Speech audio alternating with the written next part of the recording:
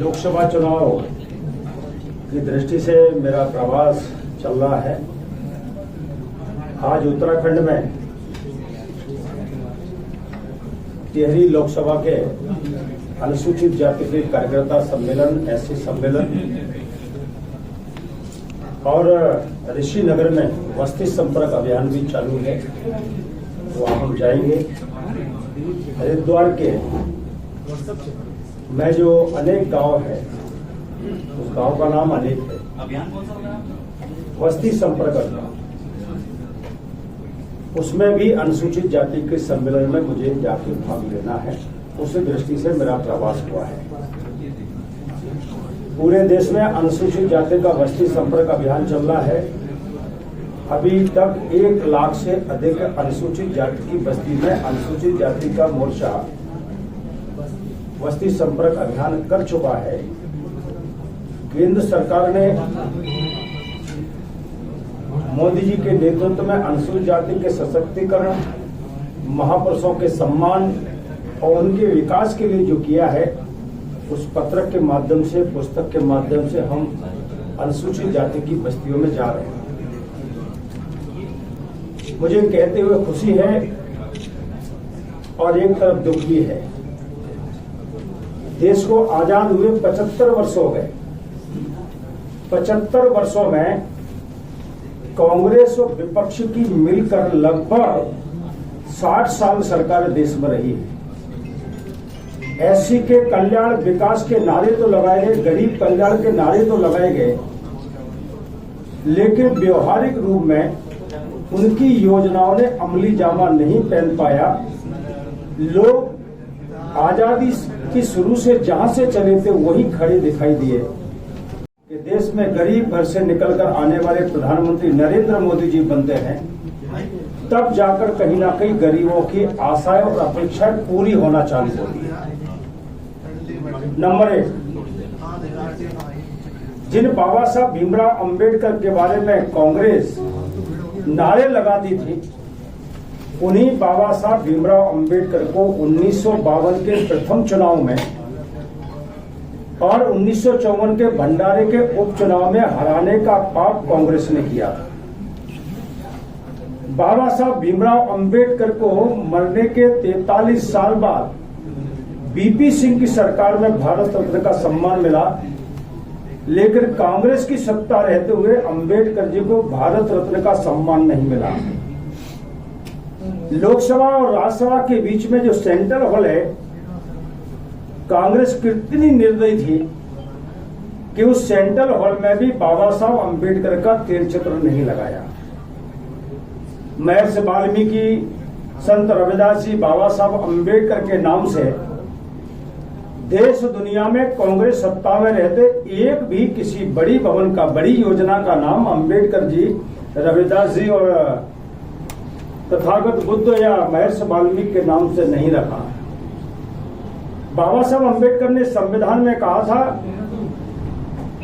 राजनीतिक, आर्थिक, सामाजिक और अवसर की समानता मिलनी चाहिए।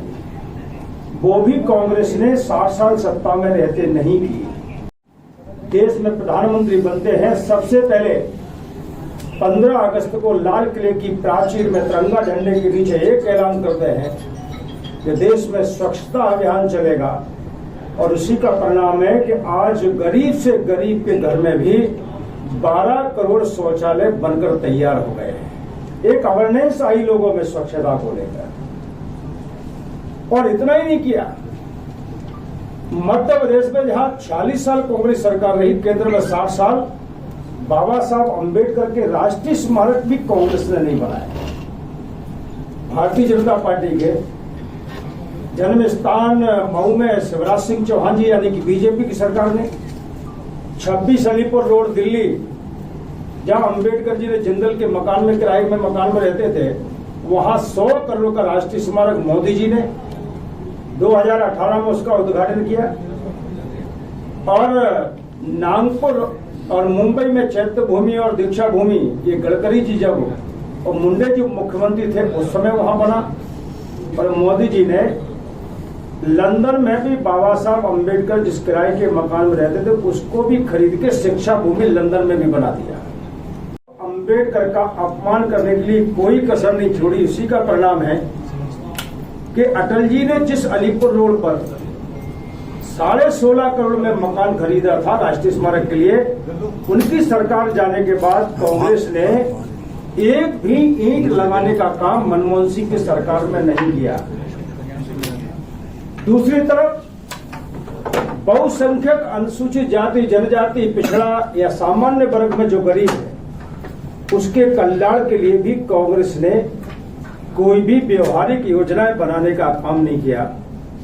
लेकिन नरेंद्र मोदी जी ने 80 करोड़ गरीबों को फ्री अनाज देने का काम किया है, जिसमें 33% अनुसूचित जाति के लोगों को उसका लाभ मिल रहा है। शौचालय जो 11.5 करोड़ बने हैं उसमें 1,79,87,467 अनुसूचित जाति के शौचालय भी बने हैं देश में। पीएम आवास योजना गरीब घर बनाने के लिए 20 साल में कर्ज पटा पाता था। मोदी जी ने पूरे देश में प्रधानमंत्री आवास जो 4 करोड़ बनाए उसमें 1,61,00,000 अनुसूचित जाति के लोगों को पीएम आवास बनाकर दिया है। देश में कॉन्स्टिट्यूशन था, 2015 से देश में संविधान दिवस मनने लगा है, यानी कि कांग्रेस ने संविधान दिवस मनाना भी उचित नहीं समझा, क्योंकि उन्हें मालूम था कि संविधान दिवस मनेगा तो लोग फिर से अंबेडकर जी को याद करने लगेंगे, इसलिए अंबेडकर जी याद नहीं रहना चाहिए। ये पाप भी कांग्रेस ने किया। संसद के अंदर प्रधानमंत्री बनने के बाद 2 दिन 2 रात तक देश के आम नागरिक को हिंदुस्तान के संविधान में लोगों के लिए क्या फैसिलिटी है, क्या अधिकार है, क्या कर्तव्य है, इस पर 2 दिन तक देश की संसद में चर्चा कराने वाले देश के प्रधानमंत्री नरेंद्र मोदी जी हैं। ये जो 5 राष्ट्रीय स्मारक बने, कहते हैं जिसकी रही भावना जैसी प्रभु देखी मूरत पिन तैसी। 5 राष्ट्रीय स्मारक के बारे में मोदी जी को जब पूछा गया तो मोदी जी ने कहा कि बाबा साहब अम्बेडकर के ये स्मारक हमारे लिए ईंट गारे का भवन नहीं है, ये हमारे लिए पंच तीर्थ है। ये सम्मान नरेंद्र मोदी ने दिया है। बाबा साहब अम्बेडकर के नाम से 14 अप्रैल को देश में छुट्टी नहीं होती थी कांग्रेस की सरकारों में, लेकिन 2 साल से मोदी जी ने 14 अप्रैल को बाबा साहब अम्बेडकर की जयंती को राष्ट्रीय छुट्टी घोषित कर दिया, ताकि पारदर्शिता लेन देन में शुरू हो गई। ये नरेंद्र मोदी ने किया। 100 करोड़ का संत रविदास का मंदिर मध्य प्रदेश के सागर में बनना चालू हुआ है। 1 साल पहले मोदी जी ने जिसका शिलान्यास किया था, आज 33% वो मंदिर बनकर तैयार हो गया है। प्रभु राम का मंदिर अयोध्या में दिव्य भव्य लोकार्पित बाद में हुआ, प्राण प्रतिष्ठा बाद में हुई। सबसे पहले रामायण के माध्यम से प्रभु राम को घर घर पहुंचाने वाले महर्षि वाल्मीकि के नाम से अंतर्राष्ट्रीय हवाई अड्डे का नाम महर्षि वाल्मीकि रखने वाले कोई है तो देश के प्रधानमंत्री नरेंद्र मोदी है। साथ ही केवल यही नहीं किया कि महापुरुषों का सम्मान किया हो, संविधान का सम्मान किया हो, बल्कि गरीब कल्याणकारी योजना है जिसमें SC ST और गरीबों का बहुत बड़ा पैसा अपव्यय होता था। 5 लाख का बीमा, फ्री अनाज, किसान सम्मान निधि में 6,000, निःशुल्क कोचिंग, विदेश में पढ़ने के लिए SC के बच्चों को सुविधाएं, और जो पोस्ट मैट्रिक छात्रवृत्ति 1942 से चली थी, 3 साल पहले तक केवल 1100 करोड़ होती थी, उसको मोदी जी ने बढ़ाकर 59,000 करोड़ रुपए पोस्ट मैट्रिक छात्रवृत्ति कर दी। इसका मतलब साफ है कि भारतीय जनता पार्टी का जो सिद्धांत है अंत्योदय, विवेकानंद जी ने कहा है नर सेवा नारायण सेवा, यानी कि दरिद्र नारायण है हमारे लिए। पंडित दीनदयाल जी ने जिसको कहा अंत्योदय। बाबा साहब अम्बेडकर ने कहा संविधान में सामाजिक, आर्थिक, राजनीतिक अवसर की समानता है। इन तीनों ही महापुरुषों का ईमानदारी से कोई सम्मान, उनकी भावनाओं का कोई सम्मान कर रहा है तो उस प्रधानमंत्री का नाम नरेंद्र मोदी है। उन्होंने सीए का कानून सबसे पहले देश में किसी ने लागू किया है, यूसीसी। वो कानून सबसे पहले उत्तराखंड की सरकार ने लागू किया है। मैं इसके लिए उनको बधाई देना चाहता हूं। मैं एक चीज यहां और कहना चाहता हूं, ये धारा जो 370 है, कांग्रेस के राष्ट्रीय अध्यक्ष को यही नहीं मालूम कि धारा 370 थी कि 371 थी। वो कह रहे हैं कि 370 का दूसरे राज्यों में कहने का क्या मतलब है? अरे भाई, 370 धारा देश की अस्मिता के से खिलवाड़ कर रही थी। नेहरू जी ने उसको एक देश एक संविधान से अलग हटके कानून दिया था, और जिस 370 धारा के कारण वहां SC ST के लोगों को आरक्षण नहीं मिलता था, वहां विधानसभा में सीटें आरक्षित नहीं थी। 370 खत्म होने के कारण हमारे वाल्मीकि समाज के लोगों को नौकरी में आरक्षण नहीं था, वो मिलना चालू हो गया। और पहली बार 7 सीट SC के लिए और 9 सीटें ST के लिए भी 370 खत्म होने के कारण वहां ये सीटें भी आरक्षित होगी। आने वाले चुनाव में वहां SC ST के लोग भी चुनाव लड़ सकेंगे। और इसलिए यहां पर जो उत्तराखंड की हमारी सरकार है, निर्णय लिए हैं स्वाभाविक मोर्चा के अध्यक्ष होने के नाते, SC वर्ग से होने के नाते ये हमारा कर्तव्य भी बनता है।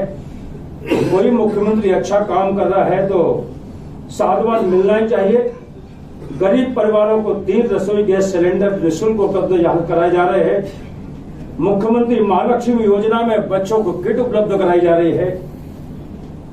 60 लाख से अधिक यहाँ प्रधानमंत्री गरीब कल्याण योजना का लाभ यहाँ के लोगों को मिल रहा है। अस्पतालों में निःशुल्क दवाइयां यहाँ मिल रही है। और सबसे बड़ी बात है, कठोर धर्मांतरण कानून भी यहाँ लागू हुआ है। बाबा साहब अम्बेडकर ने उल्लेख किया था कि धर्मांतरण जबरिया या प्रलोभन से नहीं किया जाना चाहिए। ये बाबा साहब अम्बेडकर ने कहा। उन्हीं बाबा साहब अम्बेडकर की भावना का पालन भी यहाँ उत्तराखंड की सरकार द्वारा किया जा रहा है। मैंने आप सबके बीच में ये बहुत सारी